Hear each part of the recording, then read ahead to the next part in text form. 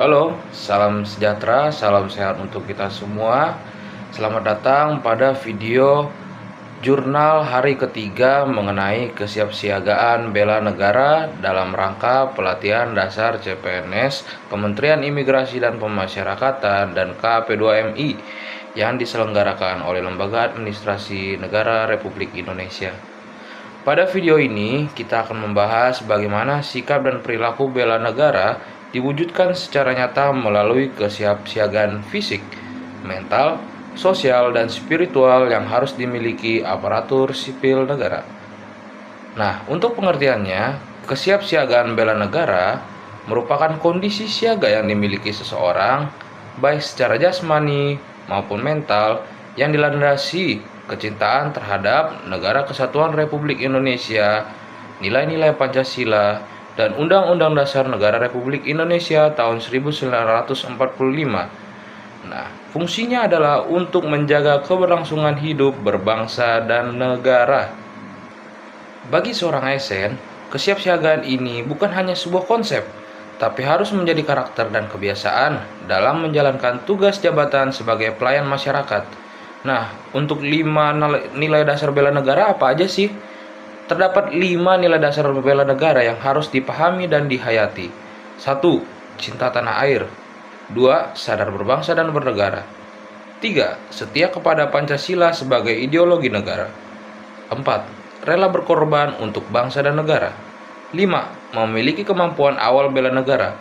Pada hari ini, poin yang bakal dibahas penting adalah kemampuan awal bela negara. Apa sih kemampuan awal bela negara itu? Kemampuan awal bela negara itu ada kesiapsiagaan jasmani, kesiapsiagaan mental, etika, etiket, dan moral, menjunjung kearifan lokal.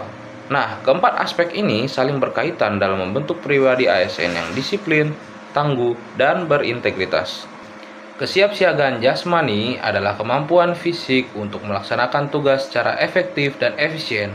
Hal ini dapat dilatih melalui olahraga teratur dan pola hidup sehat. Latihan-latihan seperti lari, push up, sit up merupakan metode pengukuran kebugaran dalam rangka kesiapsiagaan jasmani.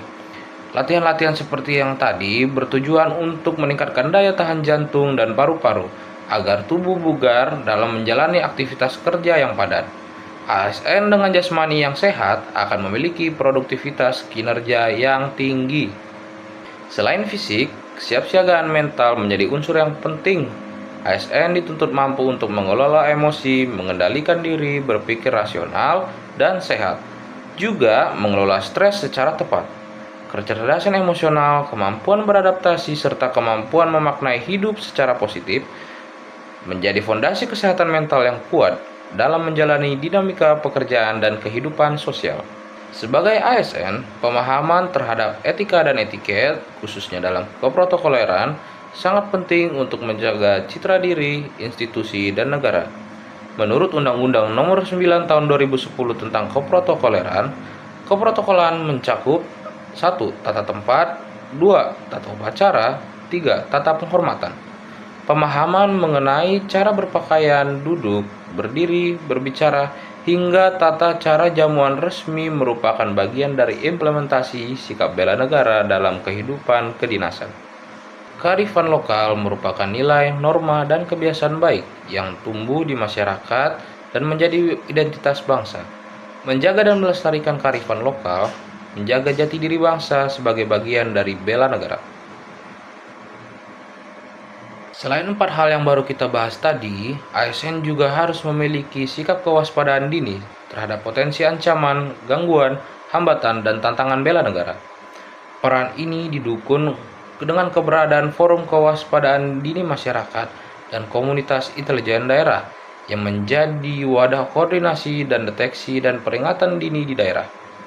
ASN diharapkan memiliki kepekaan, kepedulian, dan responsivitas untuk melaporkan setiap potensi ancaman di lingkungan kerja maupun masyarakat.